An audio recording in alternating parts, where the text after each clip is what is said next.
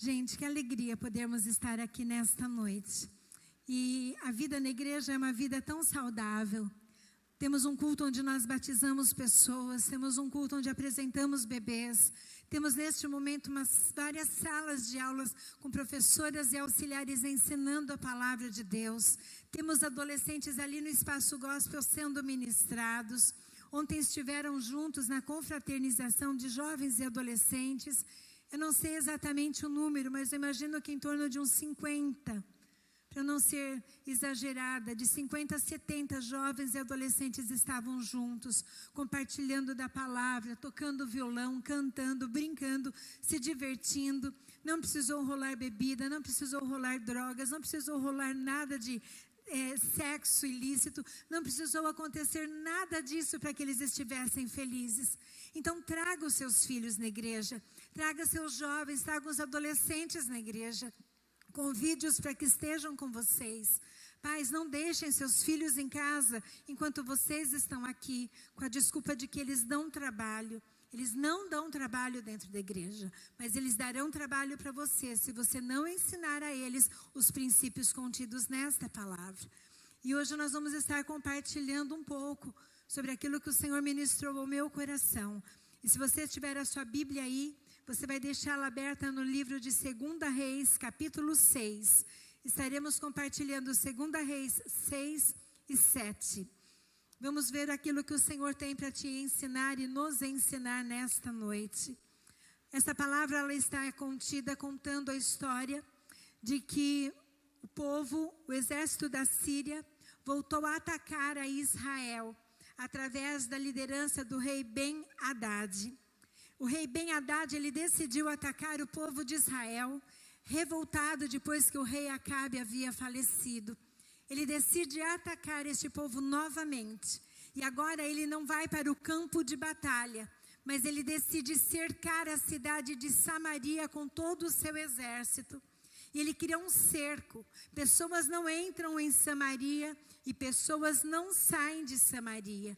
Logo, a consequência disso é que a fome começa a atacar naquela cidade, aquele arraial onde as pessoas estavam. Começam a haver escassez de alimentos, começa a haver escassez de recursos. Não se comprava, não se vendia. E todo o estoque que havia de mantimentos e alimentos, ele começa então a ir por terra e acabar. E nós vamos estar primeiro meditando um pouco sobre toda essa história, contida em 2 Reis 6 e depois capítulo 7, para entendermos um pouco sobre aquilo que o Senhor vai falar conosco. Para que vocês tenham uma ideia, o absurdo da fome era tão grande que vendiam a cabeça do animal jumento por 80 peças de prata e esterco de pomba por 5 peças de prata. Vamos ler 2 Reis, capítulo 6, verso 26 e 27. 2 Reis 6 e 27. Veja o desespero que essas pessoas chegaram. Um dia, quando o rei de Israel inspecionava os muros da cidade, uma mulher gritou para ele: "Socorro, majestade." O rei respondeu: "Se o Senhor não socorrê-la, como poderei ajudá-la? Acaso há trigo na eira ou vinho no lagar?" Eira, irmãos, é o lugar onde se malhavam os cereais, onde separava o grão da palha. E lagar era o lugar onde se pisavam as uvas ou outros frutos. Então, uma mulher chega diante do rei e diz para ele: "Nos socorra, porque nós estamos precisando de ajuda." E ele diz: "Se o Senhor não te socorrer, você acha que eu vou poder fazer alguma coisa por você?" Talvez alguém tenha dito isso para você: "Eu não posso fazer nada por você." E talvez você diga: "O Senhor se esqueceu de mim." Este rei estava querendo dizer isto a essa mulher. Se as pessoas não podem fazer nada por você, se o Senhor não pode fazer nada por você, você acha que eu, por ser rei, poderei fazer algo? Eu não sei quais são as lutas e adversidades que você viveu durante 2019. Eu não sei quais foram as decepções que você teve. Eu não sei Quantas vezes você se sentiu sitiado e cercado por impossibilidades? Mas o que eu quero te dizer nesta noite é que Deus pode fazer algo pela sua vida. Crendo ou não crendo, Deus pode fazer algo sobre a sua vida. O rei perguntou para aquela mulher por que ela estava desesperada daquele jeito. E ele perguntou no versículo 28, 2 Reis 6 e 28, diz assim: contudo, ele perguntou, qual é o problema? E ela respondeu, esta mulher me disse, vamos comer o seu filho hoje e amanhã comeremos o meu. Então cozinhamos o meu filho e comemos. No dia seguinte eu disse a ela que era a vez de comermos o seu filho, mas ela o havia escondido. O desespero era tão grande, já não havia mais alimentos. Então o que aconteceu? Duas mulheres fizeram um acordo e disseram, hoje vamos comer uma criança e amanhã comeremos o filho da outra. Só que quando chegou a vez daquela outra mulher dar o seu filho para alimentar as pessoas que estavam ali, ela escondeu o seu filho. Então uma mulher vai lá e se queixa ao rei pedindo socorro e dizendo, matei o meu filho e dei ele para comer. Mas agora que é a vez dela dar o filho dela, ela esconde o filho. Você já imaginou uma mãe tendo que dar o seu filho para alimento? Você já parou para pensar nisso? Existe alguma coisa mais desesperadora do que essa situação? Eu não consigo ver uma outra situação como esta. Vimos esses dias atrás que na China, pais entregaram a filha para que se casasse com um homem muito mais velho do que ela, uma criança. Deram-na em casamento em troca de dinheiro. E aquela criança, após a lua de mel, veio a falecer por hemorragia interna. E aquilo nos abalou. Agora imagine, deu a filha em casamento para ganhar um dinheiro. Aqui está dizendo que a própria mãe comeu o próprio filho para matar a sua fome. Essa era a situação da cidade de Samaria. Depois que ela foi completamente cercada pelo povo da Síria. O rei, quando soube disso então, versículo 30 e 31, o rei começa então a procurar culpados. E diz aqui no versículo 30, quando o rei ouviu as palavras da mulher, rasgou suas próprias vestes como um sinal de humilhação. Como estava sobre os muros, o povo viu que ele estava usando pano de saco por baixo, junto ao corpo. E ele disse, Deus me castigue com todo o rigor, se a cabeça de Eliseu, filho de Safate, continuar hoje sobre os seus ombros. Vamos abrir um parênteses aqui. Este rei falou de Eliseu. Eliseu era o profeta Eliseu. Aquele que quando Elias morreu, deixou a sua capa sobre Eliseu. E Eliseu então recebeu o dom de profeta, recebeu uma autoridade como profeta. O rei então, vendo aquela situação desesperadora, onde mulheres estavam matando os seus filhos para se alimentar, então ele começa a procurar culpados, e não assumindo a responsabilidade dele, ele diz que a culpa era do profeta Eliseu, e que ele então castigaria Eliseu, cortando-lhe a cabeça. Sabe quem era este rei? Este rei era filho de Acabe e de Jezabel. Acabe e Jezabel eram aqueles que perseguiram Elias. Jezabel era aquela que tinha os profetas de Baal. Jezabel era aquela que trouxe a cultura dela para dentro do povo de Israel. E Acabe era aquele marido fraco que permitiu que a sua esposa o manipulasse e introduziu uma cultura pagã dentro então do povo de Israel. Este rei que ameaça agora matar o profeta é filho de Jezabel e Acabe. Quando o líder não sabe governar, quando o líder não tem princípios da palavra de Deus em seu coração, ele não tem como acessar os recursos do reino, nem a segurança e nem os livramentos. Este rei não era um rei visto como um rei tão mau, mas ele era um rei que não conhecia a palavra de Deus. Era um rei que não sabia governar através dos princípios da palavra. E por causa disso, então, o povo sofria.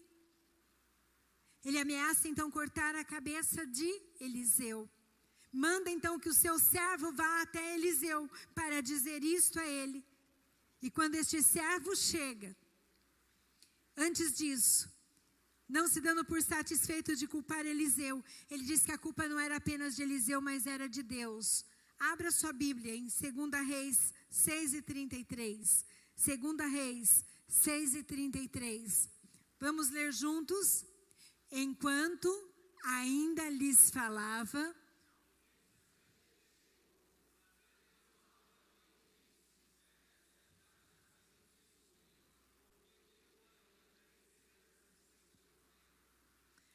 além de culpar o profeta, ele agora culpa a Deus. E eu te pergunto, você já culpou a Deus em alguma situação adversa da sua vida? Você já responsabilizou Deus por algum fracasso? Você já responsabilizou a Deus por algo que tenha acontecido ou não tenha acontecido na sua vida? Este rei, que não conhecia os princípios da palavra de Deus, fez isto. E sabe o que aconteceu? Ele vai lá e pede para que o seu mensageiro vá até Eliseu e o avise que ele estava sendo colocado à caça. Deixa eu te dizer uma coisa. Quando o rei diz que Deus era culpado, você vai encontrar a explicação nessa história em 2 Reis, capítulo 3, do verso 13 ao 27. Quando o rei de Moabe decide atacar Israel depois da morte de Acabe, o rei Jorão se junta com outros 2 reis para poder lutar contra Moabe. E ali então ele pede, Josafá pergunta se existia profeta ali em Israel. E ali então o rei Jorão chama Eliseu para profetizar.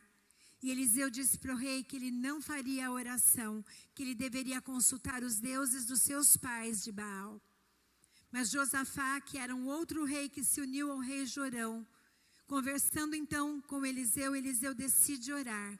Então Deus manda água no deserto e o povo consegue livramento. Passados agora, versículo 4, capítulo 4, capítulo 5, no capítulo 6, quando ele acusa Deus de ser o culpado, é porque ele olhou para a desgraça que havia acontecido no passado, e ele vai lá e joga novamente a culpa em Deus. Sabe, irmãos, muitas vezes nós olhamos para as coisas ruins que nos aconteceram, e continuamos atribuindo a culpa a alguém ou a Deus, esquecendo dos benefícios que Deus também fez.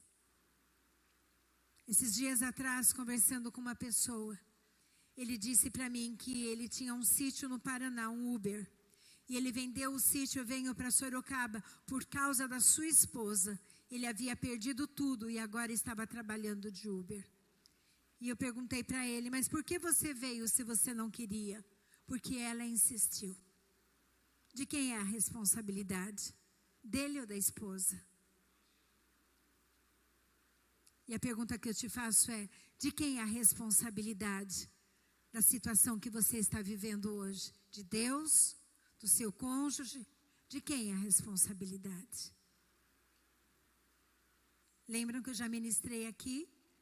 A vida que você tem hoje, a responsabilidade é sua? Este rei culpou a Deus, olhou para trás e culpou a Deus. Mas esqueceu de ver que quando clamaram a Deus no passado, Ele deu água no meio do deserto. Vamos continuar com a história, depois vamos entrar para a aplicação dessa história. Depois então, palavra profética em 2 Reis 7, 1 e 2. 2 Reis 7, 1 e 2. Eliseu respondeu, ouçam a palavra do Senhor. Assim diz o Senhor. Olha o que Deus manda Eliseu dizer para o rei. Amanhã, por volta desta hora, na porta de Samaria, tanto uma medida de farinha como 2 medidas de cevada serão vendidas por uma peça de prata. O oficial, em cujo braço o rei estava se apoiando, disse ao homem de Deus. O oficial, deixa eu abrir um parênteses de novo. Todo rei, quando ele andava, ele tinha um oficial, uma pessoa de sua mais alta confiança que andava com ele. Então, quando ele parava, ele se apoiava neste oficial. Então, Eliseu está dizendo, olha, este homem que está com você, onde o braço do rei se apoiou, este homem amanhã vai ver, mas não vai comer. E olha o que este oficial diz: ainda que o Senhor abrisse as comportas do céu, será que isto poderia acontecer? Mas Eliseu advertiu e disse: você o verá com seus próprios olhos, mas não comerá coisa alguma. Eliseu lançou uma palavra profética, dizendo que naquele mesmo horário, no outro dia, Deus daria livramento e alimento para o povo de Samaria. E aquele oficial diz: ainda que se abrissem as comportas dos céus, será que isso pode acontecer? Eliseu então vai lá e lança uma outra palavra: você vai ver, mas você não vai desfrutar. Será que pessoas já duvidaram de você quando você disse que Deus te fez uma promessa? Será que pessoas duvidaram da sua capacidade de resolver um problema? Será que pessoas já duvidaram da sua conversão? Será que pessoas já duvidaram que você realmente se arrependeu dos seus pecados? Será que pessoas já apontaram o dedo para você e disseram que você não tem mais jeito? Ou apontaram e disseram: isto é impossível para você, se fosse numa outra situação seria, mas na sua isso não vai acontecer? Foi isso que este homem disse para Eliseu.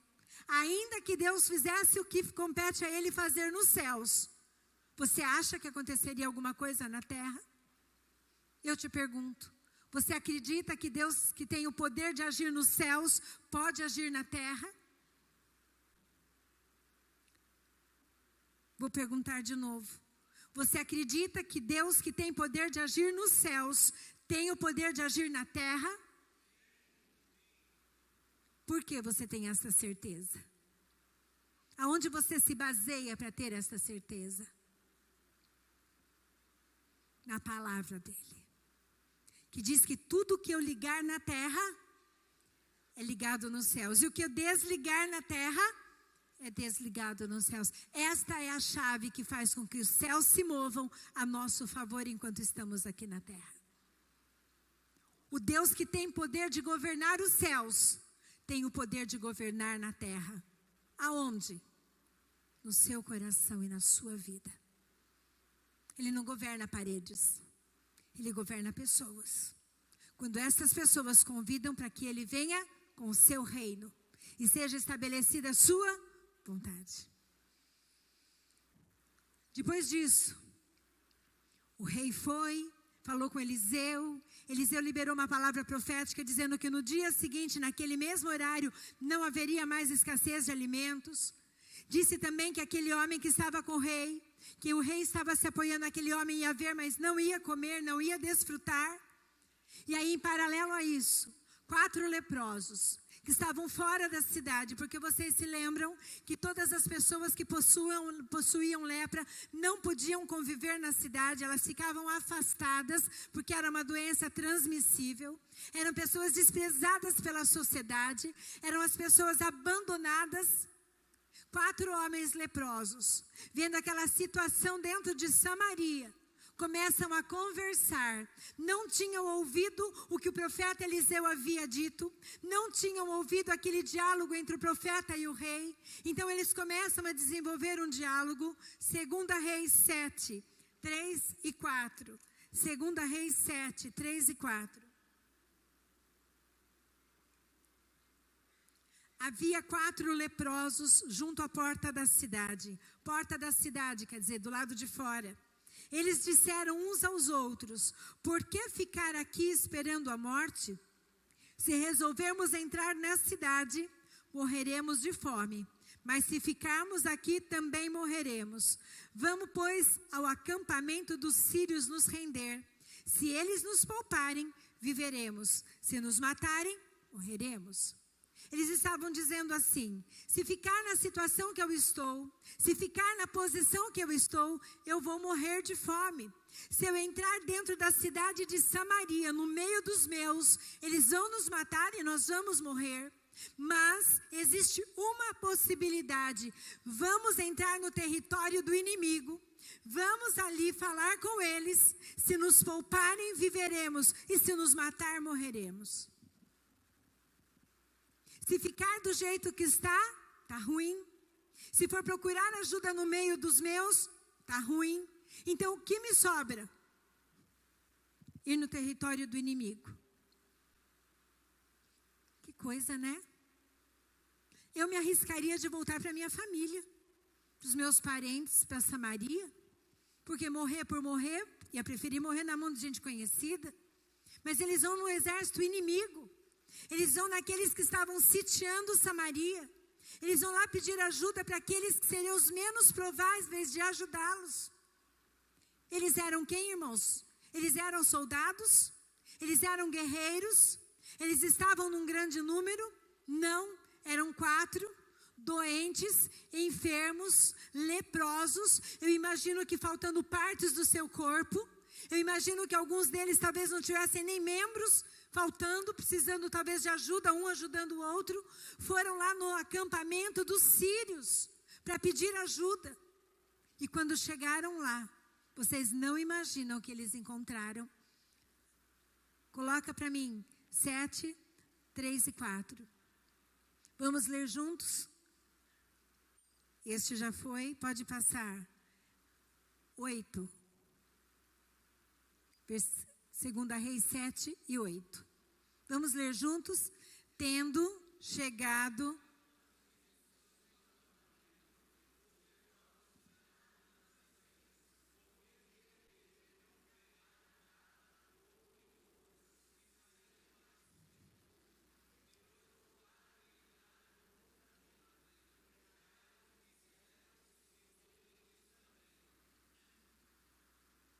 Cadê as pessoas? Cadê o exército do rei da Síria, que havia cercado Samaria, impedindo pessoas de entrarem e saírem de Samaria? Cadê aquele volume de pessoas armadas que estavam ali prontas para a guerra? O inimigo já havia sido desmantelado. O inimigo já havia sido confundido quando os leprosos chegaram lá. Quer saber o que aconteceu? Versículos 5 ao 7. 2 Reis 7, do 5 ao 7. Leia o que aconteceu nesse interim entre a conversa dos leprosos e a atitude de irem lá. Leia comigo. Ao anoitecer, eles foram...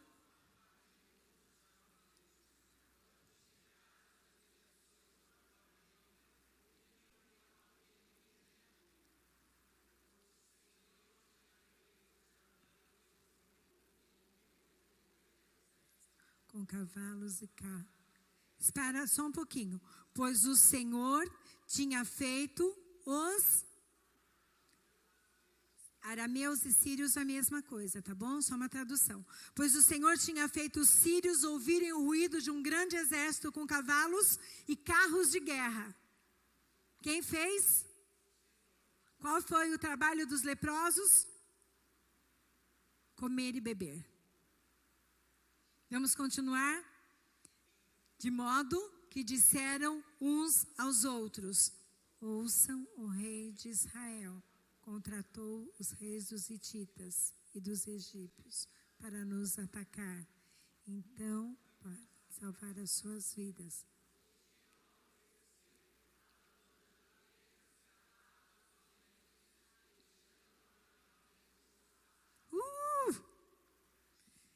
Eu queria dar um pulo, mas não posso, porque eu estou de salto.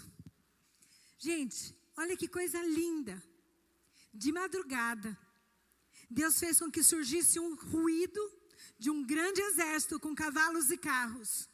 E aquele exército poderoso da Síria que estava em volta do povo de Samaria, de Israel. Esse povo ficou apavorado, achando que eles haviam se unido aos hetitas e aos egípcios para atacá-los. Então, para salvar as suas próprias vidas, fugiram, abandonando tendas, cavalos, jumentos, deixando o acampamento como estava. O inimigo fugiu e deixou tudo o que tinha roubado ali para o povo de Deus. Gente, isso é lindo. O Senhor confundiu aqueles adversários. Eles não precisaram ir para a guerra. Eles não precisaram usar armas. Não precisaram matar pessoas. Deus havia usado o improvável, que eram 4 leprosos, para dar uma resposta daquilo que o profeta havia liberado. Qual foi a atitude desses leprosos? O que você faria? A cidade toda está morrendo de fome. As pessoas estão desesperadas. E você vai e descobre agora um lugar cheio de recursos. Ouro, prata, roupa, comida, bebida. Você começa a entrar na primeira tenda e lá você encontra muitas coisas. Encontra muitos recursos. Entra na outra tenda, a mesma coisa. Você percebe que não há ninguém ali que possa te deter. Você pode pegar tudo para você, acumular riquezas. Você pode guardar para todos os seus descendentes. Você vai poder pagar a sua cura daquela doença. Você vai poder fazer muitas coisas. Mas aqueles 4 homens leprosos, eles tinham algo especial.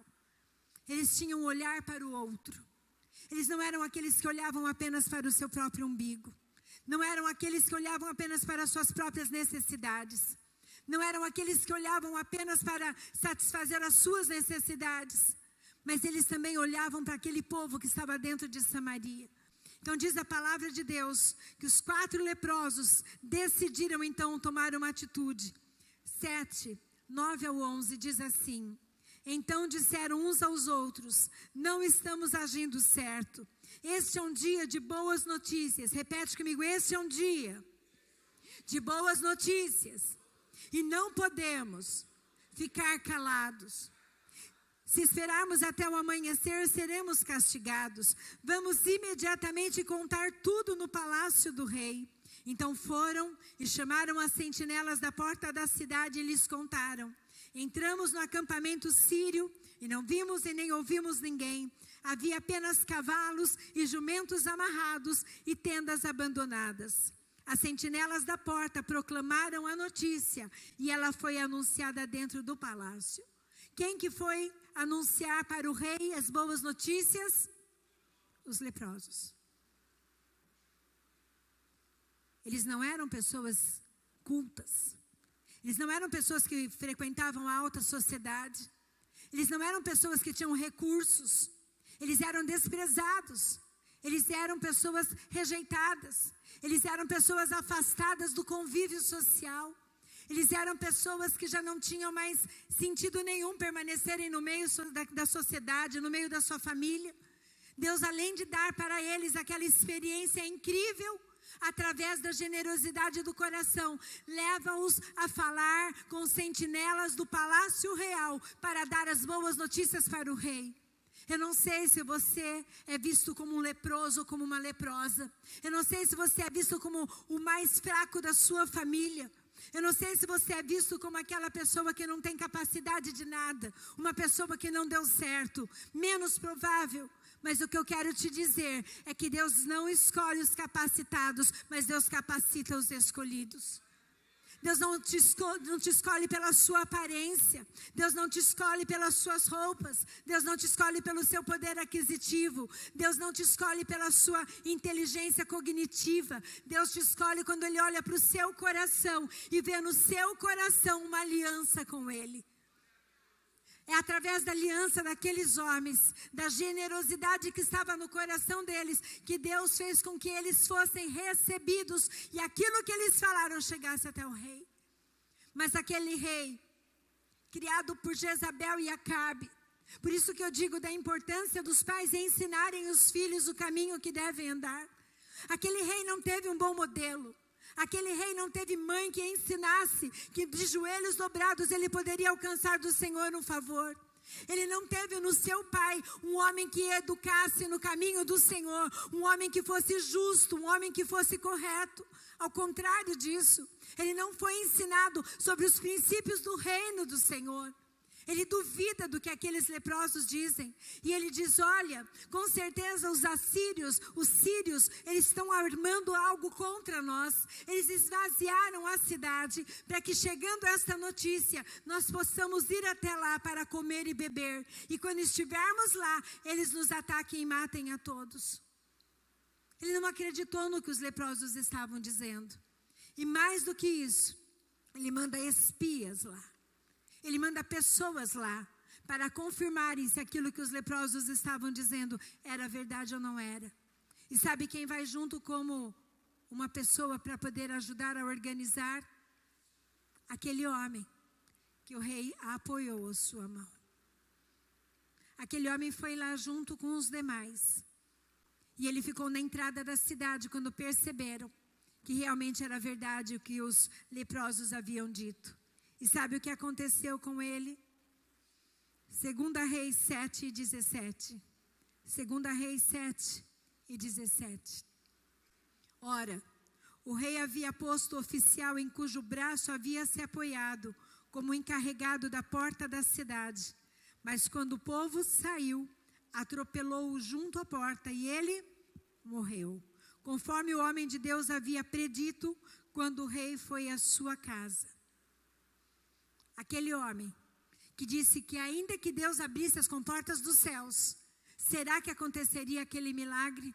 Aquele homem estava morto. Ele viu, mas ele não desfrutou. Vamos trazer agora algumas aplicações para a nossa vida sobre esta história, que você vai ler e meditar na sua casa durante a semana, que você vai ouvir no seu pequeno grupo desta semana. Primeiro, há guerras invisíveis que nos paralisam, nos enfraquecem aos poucos. Nos sentimos como que se estivéssemos sitiados e oprimidos. Eu não sei com vocês, mas existem decisões que muitas vezes nós temos que tomar, que é como se estivéssemos sendo sitiados e cercados e não sabemos o que fazer. Se ficamos, morremos. Se corremos o risco de morrer também. Eu não sei se você tem se sentido assim, cercado por todos os lados, mas o que eu quero te dizer é que ainda que você esteja cercado de todos os lados, o teu socorro virá do Senhor que fez os céus e a terra. O teu socorro não está naquilo que os seus olhos alcançam, mas os seus olhos têm que estar elevados ali em cima. Salmo 121 diz isso. Levanto os meus olhos para os montes. De onde me virá o socorro? E ele responde, o meu socorro vem do Senhor que fez os céus e a terra. A impossibilidade humana. Jeroão era um rei ruim, corrupto. Era um rei que não adorava ao Senhor. E a palavra de Deus em Provérbios 29:4 diz, quando o governo é honesto, o país tem segurança. Mas quando o governo cobra impostos demais, a nação acaba em desgraça. Alguma semelhança naquilo que estamos vivendo? Quando o governo é honesto, o país tem segurança. Mas quando o governo cobra impostos demais, a nação acaba em desgraça. Jeroão era um rei que não olhava para o Senhor. Jeroão era um rei que não conhecia os princípios da palavra de Deus. Jeroão era um homem que andava acompanhado de maus conselheiros. Jeroão era um homem que não confiava em Deus, que não confiava no profeta, não honrava aqueles que Deus usava para falar com ele e orientá-lo. Jeroão era um homem que não tinha princípios da palavra de Deus. E por causa de Jeroão, por causa dos seus pais, Samaria estava vivendo agora aquela situação de calamidade.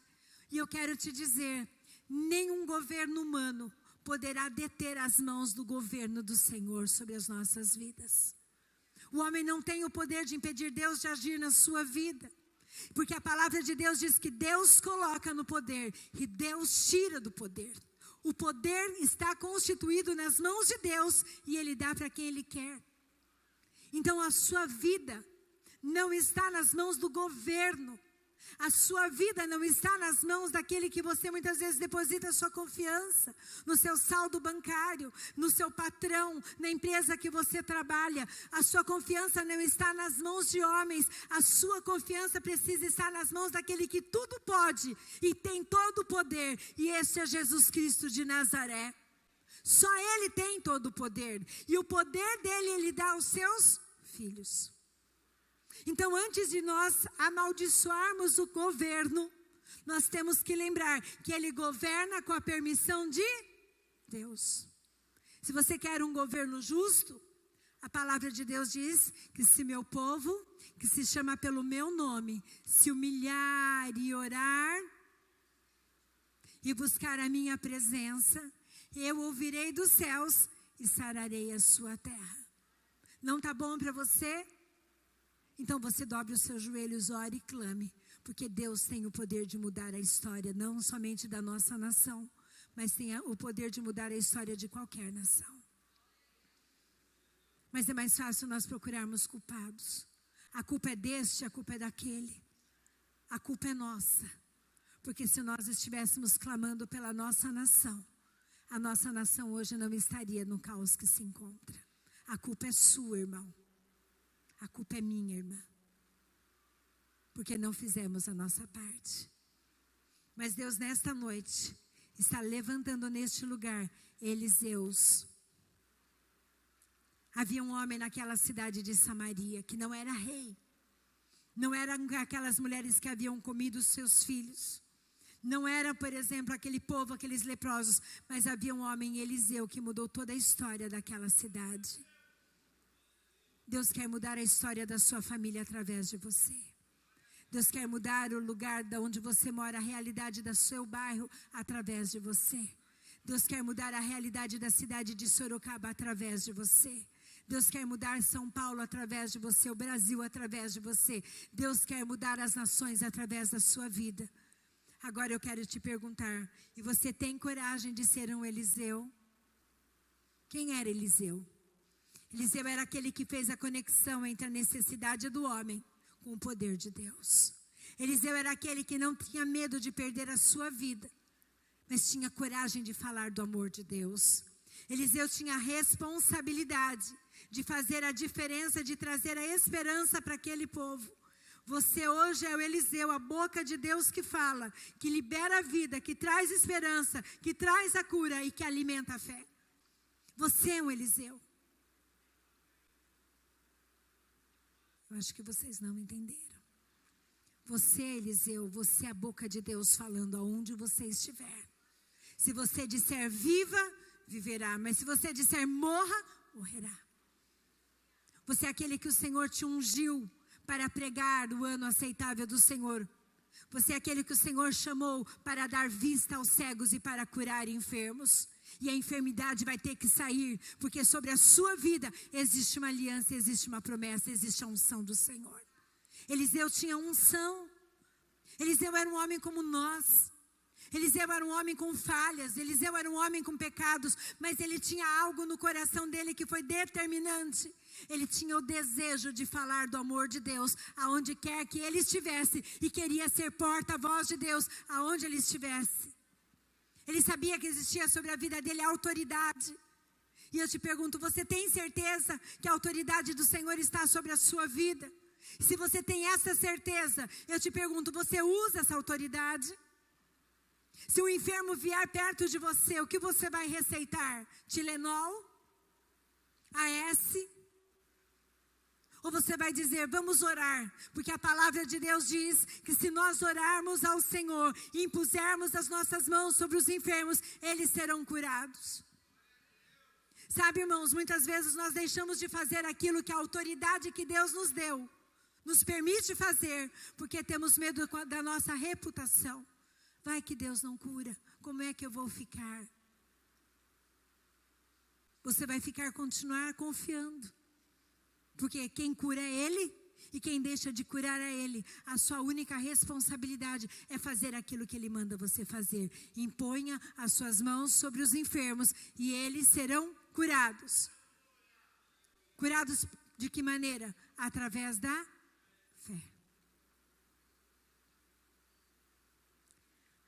Há 15 dias atrás, uma funcionária veio se despedir de mim, porque ela vai para Portugal fazer mestrado, ela ganhou uma bolsa, uma pós-graduação, desculpe, uma professora de biologia.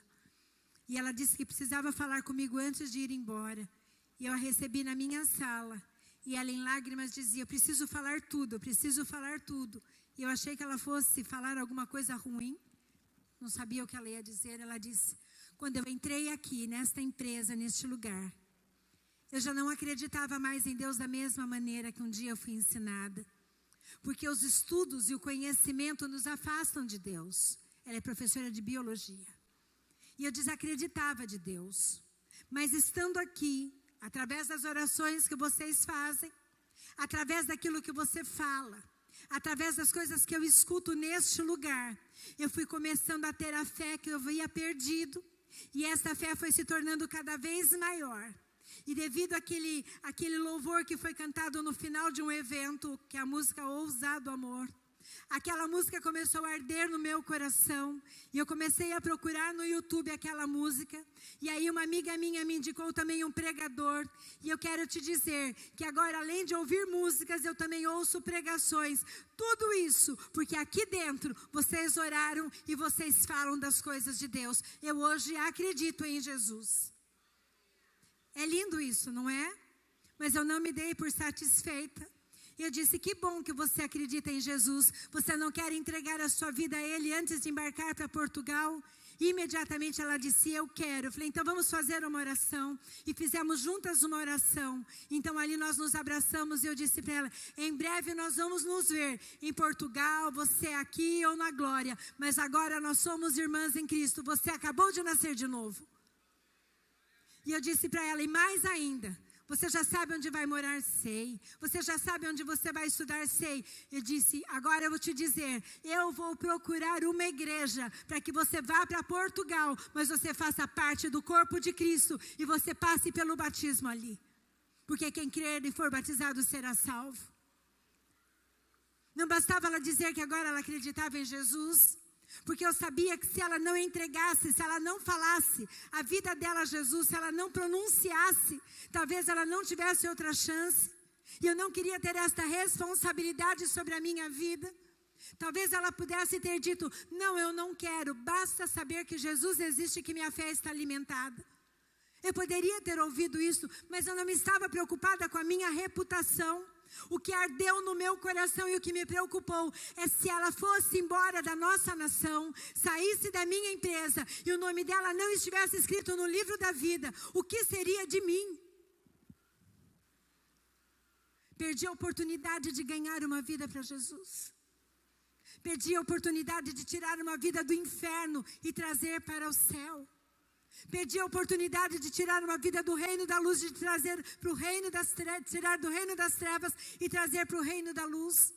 Todas as vezes que você se torna omisso, todas as vezes que você não fala, você está deixando de falar aquilo que Deus tem te dado para falar. Aqueles homens, os leprosos, podiam simplesmente ter matado a sua própria fome, mas eles tinham boas notícias para levar. E o que eu quero te dizer é, independente da sua situação, independente daquilo que te falte, independente das lutas que você esteja vivendo ou viveu, fale do amor de Deus, porque a mesma unção que estava sobre o profeta Eliseu está sobre a sua vida, mas não é para estar sobre a sua vida, é para ser liberada através da sua vida, para que outros conheçam o Deus que você serve. Nós temos que falar de Jesus, nós temos que pregar o Cristo verdadeiro, nós temos que falar que Ele salva, cura, batiza, liberta e que Ele voltará. E aqueles que não acreditarem, a palavra de Deus diz, sacode a poeira do seu pé e continua andando. Por que nós não falamos? Porque muitos não falam. Porque ficam preocupados com a imagem que vão desconstruir a seu respeito. Porque ficam preocupados se vão deixar de te convidar para os eventos sociais. Por que você não fala? Porque você tem medo de perder amigos. Você tem medo que os seus parentes se afastem.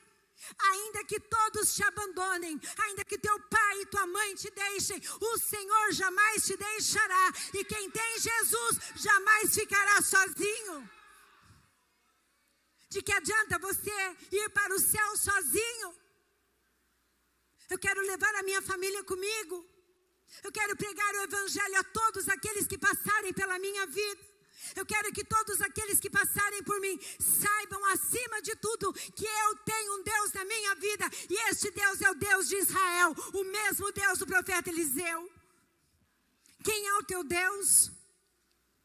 Você é o agente 007, um agente secreto de Deus. Ninguém sabe que você é cristão, ninguém sabe que você lê a Bíblia, ninguém sabe que você tem o seu tempo a sós com Deus, ninguém sabe que você é um adorador, ninguém sabe os milagres que Jesus fez na sua vida, ninguém sabe que Jesus te curou, ninguém sabe que Jesus fala com você de madrugada, ninguém sabe que você tem para quem pedir oração, ninguém sabe que você faz parte do corpo de Cristo, ninguém sabe que você participa de uma santa ceia, ninguém sabe que na sua igreja apresentam crianças ao invés de batizá-las nas águas. Ninguém sabe, sabe por quê? Porque você não fala. Ninguém sabe que divórcio é pecado. Por isso que continuam se divorciando muitos que passam por você, porque você não fala. Que luz é essa que a gente esconde debaixo de uma mesa? Que sal é esse que não serve para salgar nada? Que fonte é esta que não jorra para fora, jorra para dentro? Água parada fica estagnada, dá dengue. Está na hora de nós entendermos que trabalhar é bom, ganhar dinheiro é bom, ter uma boa casa, um bom carro é bom, ter um bom emprego é bom, mas ter o nome escrito no livro da vida é muito melhor do que qualquer dessas coisas, porque todas essas coisas vão ficar, mas o teu nome escrito no livro da vida é que te garante a salvação. É bom sentar numa mesa de Natal linda, é bom oferecer chá da tarde, é bom ter casamentos para ir, é bom ter festas para participar, mas não existe nenhuma festa nesta vida que se compare ao banquete que está sendo preparado na bodas do Cordeiro, onde Jesus vai estar lá. O Pai vai estar na mesa sentado conosco. Nós vamos poder sentar e cear com Ele por toda a eternidade. Eu quero olhar naquela mesa e ver pessoas que eu amo comigo. E dizer, a gente se conheceu, a gente se viu na fila do banco. Nossa, ó, eu lembro de você. Você lembra? Nossa, você lembra? Quando foi a última vez que você falou do seu Jesus? Quando foi a última vez que você pregou o Evangelho? Quantas vidas você ganhou para Jesus em 2019? Como que está o seu extrato bancário dos céus? Crédito. 1 vida, 2 vidas, orou 3 vidas, 4, expulsou demônios, 5, curou o enfermo, 6, falou do amor de Deus, 7, levou ao batismo, 8, levou para o PG, 9, como é que está o seu extrato bancário dos céus? Como é que está a sua ficha? Está limpa? Apartai-vos de mim, porque eu não vos conheço. É sério. Quando chega o final do ano, está na hora de nós fazermos um balancete. Para quantas pessoas nós deixamos de falar do amor de Deus? Para quantas pessoas nós ignoramos a dor dela, porque estávamos olhando para a nossa dor? Quantas vezes arrumamos desculpas esfarrapadas para não vir no culto, não ir num pequeno grupo? Sabe, irmãos, quando nós temos a presença do Espírito Santo em nós, quando nós assumimos um compromisso com Deus, não é com a igreja, uma das coisas que você precisa entender é que você precisa ter responsabilidade. É melhor nós não dizermos que somos cristãos, se nós não vivermos como Cristo viveria. É melhor nós não dizermos que somos cristãos, se nós não falarmos do amor do Pai. Jesus, por onde passava, ele falava do Pai, falava do reino. Ele não falava de outra coisa. Eu gostaria que hoje você olhasse para dentro de você e respondesse para você. Por que é que você tem medo de evangelizar? Por que você é tímido para evangelizar? Você é corajoso, corajosa para tantas coisas que não vão te acrescentar um dia sequer da sua vida. E porque você se acovarda na hora de falar do amor de Deus, o coração bate forte, parece que vai sair na sua boca, mas você fecha e não fala nada. Como líder de GDI, hoje se chama PG. Os dias mais felizes da minha vida eram os dias em que eu ministrava toda quinta-feira às 20 horas, durante 15 anos. Porque eu havia vivido momentos difíceis, mas eu tinha naquele horário o compromisso de falar do amor de Deus. Então, apesar da minha dor e do meu problema, quando eu chegava lá, as pessoas achavam que eu estava falando para elas, mas o Senhor estava falando primeiro comigo. E aquilo era o combustível que eu precisava para outro dia. Eu quero que você saiba que muitas vezes você pode achar que a sua vida não faz sentido nenhum. Que você tem tantas coisas e isso não te satisfaz. Ou que te faltam tantas coisas que parece que nunca você está satisfeito também. Uns pelo muito, outros pelo pouco. Eu quero dizer para você, você vai ser uma pessoa completamente feliz quando você viver para falar do amor de Deus para qualquer pessoa. Rico, pobre, bem vestido, mal vestido, dentro de uma igreja, fora de uma igreja. Quantas pessoas passam por você todos os dias? Quantas mensagens você recebe no seu zap? Em quantas dessas você responde que só Jesus é a solução? Aprendemos também nessa história uma aplicação que o rei começou a procurar transferir a responsabilidade para o profeta e para Deus, ao invés de assumir a sua própria culpa. Eu quero te dizer que Deus é a resposta para todos os questionamentos que você tenha. Deus não tem a culpa, Deus tem a resposta. Deus não tem a culpa, Deus tem a saída. Deus não tem a culpa, Deus tem o consolo. Deus não tem a culpa, Deus tem a direção. A culpa não é do outro. A culpa não é de Deus, a culpa não é do teu líder, a culpa não é da tua igreja, a culpa não é do teu pastor, não é do teu cônjuge. A culpa, se é de alguém, é sua. Por não ter feito as escolhas certas e de continuar tentando viver longe da palavra. Irmãos, a palavra de Deus não é para nós simplesmente abrirmos na nossa cabeceira no Salmo 21 ou Salmos 23. A Bíblia não é simplesmente um livro que você guarda na tua estante para que alguém te perguntando você diga que tem uma Bíblia. A Bíblia é a boca de Deus falando. Então, se você quiser saber como viver, como agir, como reagir, você deve ler a palavra de Deus. Você deve se apropriar de tudo aquilo que a palavra de Deus te ensina. Deus usa os menos prováveis, os desprezados. Ele escolhe pessoas comuns como eu e você para sermos os porta-vozes do planeta Terra. Nós precisamos alertar as pessoas sobre a realidade do inferno. Jesus fazia muito bem isto. Você vai encontrar depois em Lucas 16, do 19 ao 31. Deus honra aqueles que outros desprezam. Deus honrou aqueles leprosos. Eles foram os primeiros a comer, os primeiros a beber, os primeiros a fartarem-se. Eles chegaram no mais alto nível dentro da sociedade, conseguiram fazer com que a voz deles fosse ouvida por uma autoridade, que era o rei. Deus tem sua própria estratégia. Deus fez com que barulhos de carros e de cavalos surgissem no meio do nada, assustando e afugentando o inimigo, para que eles fossem embora e o povo pudesse se beneficiar dos despojos.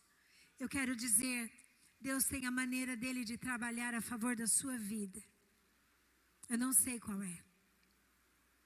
Eu não tenho essa resposta. Mas o que você precisa sair daqui confiando é que, independente da maneira como Deus vai fazer, Ele vai fazer. Não sei de que maneira. Existem orações minhas que ainda não foram respondidas.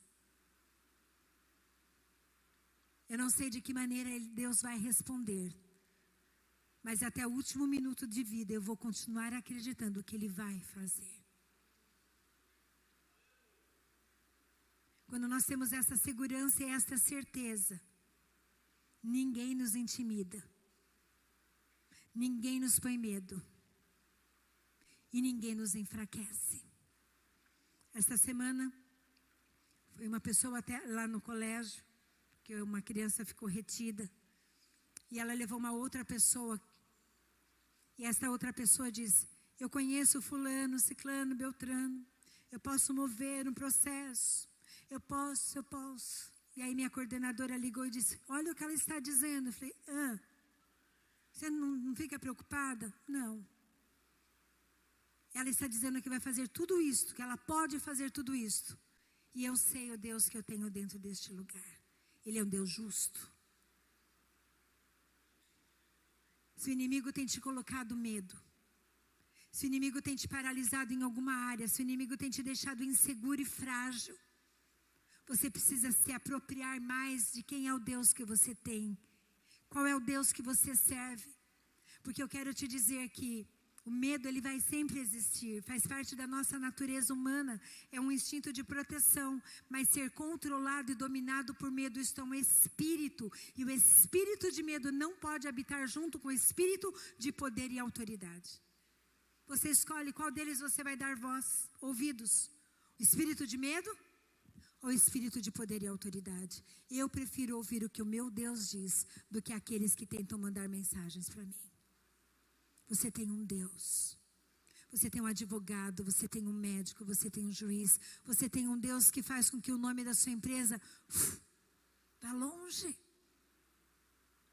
Você tem um Deus que pega leprosos e coloca pertinho de rei. Você tem um Deus que faz com que o inimigo fique confuso e você não precisa nem guerrear. Quando você percebe, ele deixa tudo aquilo que você precisa para você, te deixa muito mais. Quando eu li isso, eu falei, meu Deus, o inimigo foi embora e deixou para eles muito mais do que eles precisavam. Isso é confiar em Deus. Não sei de que forma o Senhor vai prover, mas eu sei que o Senhor é um Deus provedor. Se o Senhor tiver que tirar do injusto para dar para mim, o Senhor vai fazer. O Senhor é um Deus provedor. Se o Senhor tiver que abrir uma porta de emprego, o Senhor vai abrir para mim. Porque eu tenho a marca do sangue do Cordeiro. Há muitos anos atrás, a empresa que o Ney trabalhava faliu. 3 horas da tarde reuniram toda a equipe para dizer que a empresa estava fechando as portas, concorrente do Avon, Daia Cosméticos. E na época nós morávamos de aluguel aqui em Sorocaba. Vocês sabem que eu vim de São Paulo para cá, em depressão pós-parto. Então nossa situação financeira não era boa. Eu trabalhava, mas o que eu ganhava mal dava para a gente. Eu digo que eu vendia marmita do almoço para jantar. E naquele momento o Ney disse, bem, a empresa faliu, fechou as portas. E só vai ficar uma pessoa do CPD, que era CPD antes, a parte de informática. E eu dizia assim para ele, olha, eu não sei quem são os outros, mas eu sei quem é você. E assim como o Senhor poupou Raabe, toda a família dela, porque ela colocou na janela dela um pano vermelho como uma marca de sangue, você vai ser poupado, porque sobre a sua vida existe o sangue do Cordeiro. Eu não sei como é que eles vão resolver a situação deles, mas você vai ser poupado, porque nós não temos casa, nós não temos sustento se você ficar desempregado agora. Ele dizia, mas bem, eu não falo inglês, bem, eu não tenho faculdade. O Moacir é gerente, o Ulisses, ele é o mais alto nível dentro do CPD, eu sou menos provável. Eu dizia, eu não sei o que eles são, mas eu sei quem você é neste momento. A diferença que está na sua vida é a luz de Cristo. Irmãos, os outros foram dispensados, o Ney ficou durante um período. Indo para São Paulo e voltando todos os dias para prestar serviços. E depois 3 dias por semana. E foi o nosso sustento. Até o momento em que nós não precisávamos mais daquele recurso. Porque foi quando eu abri a minha empresa e assim a gente conseguiu devagarinho, ganhando os recursos. E ele veio trabalhar para Sorocaba com meu irmão. Mas no tempo em que nós tivemos a necessidade, Deus entrou com a providência e fez o improvável por amor ao nome dele. Isso não estava no meu esboço.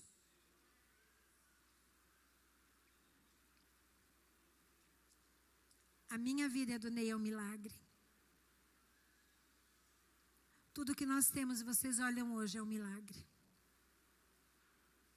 Nós não tínhamos nada, mas éramos muito, porque sempre tivemos Cristo em nós. Dá para entender?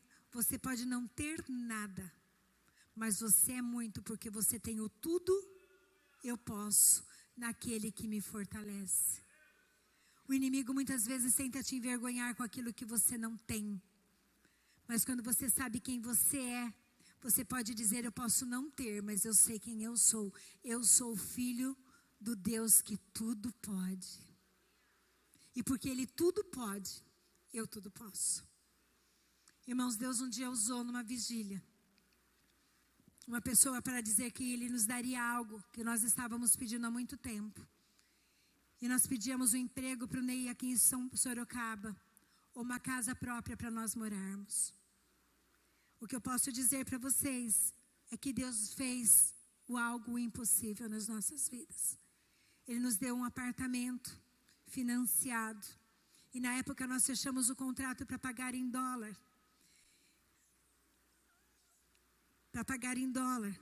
Claro que na época o dólar nem era tão alto. Então nós fizemos ali, vendemos o apartamento que eu tinha financiado em 25 anos em São Paulo. E aí nós tínhamos um dinheiro, demos uma entrada e podíamos assumir uma parcela X, que convertida em dólar nós pagávamos para o construtor. Quando chegou na última parcela, que era a mais alta, houve uma queda absurda do dólar.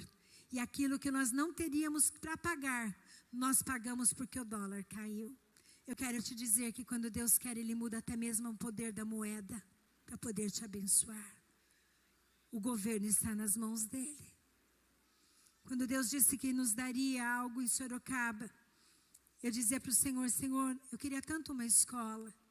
Eu queria tanto construir uma escola, eu queria tanto ter uma sede. A gente tem uma casa velha, alugada, eu queria tanto. E o Ney dizia, mas com que dinheiro a gente vai comprar? A gente não tem dinheiro. Eu dizia, eu não sei, mas a Bíblia diz que aonde eu colocar a planta dos meus pés, o Senhor me daria por herança. Ele disse isso para Abraão. Ele falou para Abraão, eu falei, então, mas eu vou pôr os meus pés em algum lugar e Deus vai nos dar. Vamos procurar comigo. E procurávamos no Central Park um terreno. E aí chegamos num terreno de esquina, eu dizia para ele, esse terreno é muito pequeno. Ele dizia, como que é pequeno o terreno de esquina? Nós não temos dinheiro para comprar um lote. Eu dizia, eu não sei como Deus vai fazer. Mas se Deus deu este lugar, Deus quer, o homem sonha e a obra nasce. Deus vai nos dar o lugar. Deus vai nos dar o terreno. Fomos então num lugar onde havia um homem debaixo de um guarda-sol e uma área bem grande. E aí eu cheguei naquele corretor e disse, eu quero saber o preço desta área. E ele dizia, olha, custa X. Eu falei, não, mas eu só quero um lote. Não, mas ele não vende um lote, ele vende toda a área. Fomos então até o Pedro da Pox Filme no Central Park. E eu dizia, Pedro, você pode me dar o telefone do homem que é o dono daquela área? Você conhece? Conheço. É empresário de São Paulo, não mora aqui. Ele pegou isso a troca de um negócio que ele fez. Ele deu o telefone, eu liguei para São Paulo, o nome do proprietário, seu Milton. E eu dizia, seu Milton, eu quero comprar o seu lote. Ele disse, eu vendo a área toda, tanta metragem, custa tanto. Eu dizia, não, eu só quero um lote. Ele disse, eu não vendo um lote. Eu dizia, o senhor vende. Porque se o senhor não vender para mim, o senhor não vende para ninguém. Não serve para padaria, supermercado, açougue. Só serve para colocar uma escola. E é a minha escola. Ele falou, não vendo. Eu falei, não tem problema. Daqui um mês eu ligo de novo para o senhor. Durante um mês nós oramos. Senhor, onde eu colocasse a planta dos meus pés, o Senhor disse que me daria. Eu não sei de que jeito, mas o Senhor disse, e eu senti paz no meu coração. Liguei depois de um mês para o seu Milton e disse, eu sou aquela moça interessada no seu lote. Ele disse, eu vou vender um lote para você, porque assim vai ser mais fácil de atrair pessoas para que comprem a área. E ele falou, e como você vai pagar? Eu falei, então esse é um outro problema. Eu não tenho dinheiro para pagar. O Senhor vai ter que vender parcelado para mim em 22 parcelas de tanto. Eu não vendo, vende. Se o Senhor não vender para mim, o Senhor não vende para ninguém. Resumindo, depois de uma semana liguei de novo. Ele vendeu nas condições que eu podia, porque a escola, embora fosse pequena, já tinha uma entrada. Compramos. Mas o que adiantava ter o terreno e não ter o dinheiro para construir a escola? Foi neste momento que a empresa faliu em São Paulo. E o Ney recebeu todo o fundo de garantia dele. Então nós tínhamos uma dívida, o marido desempregado e prestações para pagar.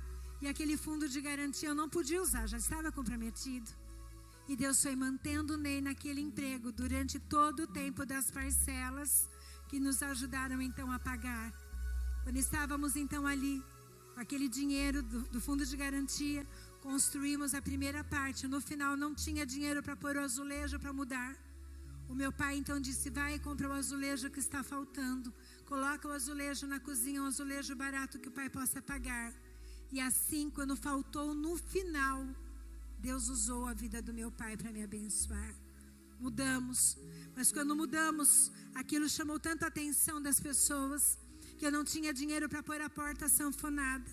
Wagner, do nosso box da Américo Figueiredo, disse: eu não te conheço, eu não sei porquê, mas eu vou colocar todas as portas nas salas de aula e nos banheiros. Eu disse: mas eu não tenho dinheiro para te pagar, você me paga quando você puder. Mudamos então para lá. Só que depois que nós mudamos foi um boom, e aí nós não tínhamos tamanho suficiente para parque. Então eu liguei para o seu Milton de novo e disse: agora eu quero comprar seu outro lote. Já haviam se passado acho que umas 15, 16 parcelas, não sei. Ele disse: mas eu não vendo um lote. Tudo de novo, tudo de novo. Porque o inimigo, ele é teimoso, né, gente? Como ele é teimoso, o adversário é assim, ele tenta. Eu disse para ele: quero comprar nas mesmas condições. E aí depois de mais um tempo eu liguei de novo: eu vou te vender mais um, porque assim fica mais fácil de vender os outros. Como você vai pagar? Em 22 parcelas, depois que eu pagar as 22 que eu devo, aí eu começo a pagar as outras 22. Você deve estar de brincadeira. Não, estou falando sério. Eu vou vender para você. E agora?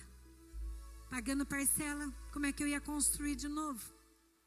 Deus foi mandando alunos, foi mandando crianças. Deus foi nos prosperando.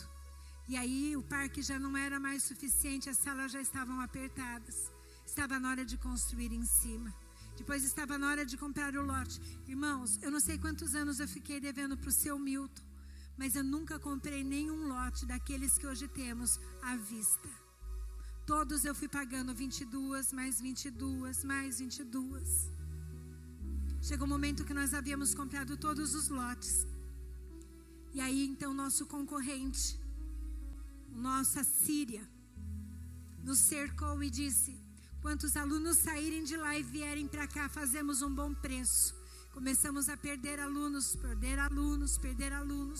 E eu disse para o Ney: se perdermos aluno do Fundo 2, nós vamos quebrar na educação infantil, porque os pais vão deixar de confiar em nós. Ele disse: então agora é comigo. Ligou para o Paraná, contratou uma empresa de pré-moldados, financiou a estrutura do pré-moldado.